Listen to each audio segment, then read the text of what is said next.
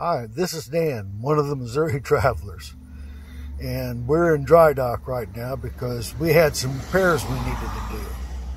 Just some minor stuff here and there, and then one major thing was we had to work on was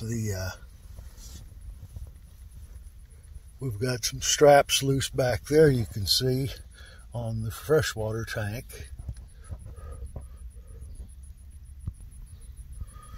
And then we're missing a screw. We've got to find that for the galley drain. And I'm having a little bit of trouble. I can't get this one down, this little jack. So we're going to have to look into those things because we're scheduled to go out on the 1st of July. So I've got a few days. At least it's shady under here.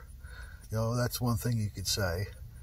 I wish I had more time to get on here, but I've got to get this all finished, and then I can start uploading some videos and show you some stuff. I got a few videos in mind, a few places I want to go, and see if I can't entertain you with some Missouri state parks. Well, I better get back to my work now.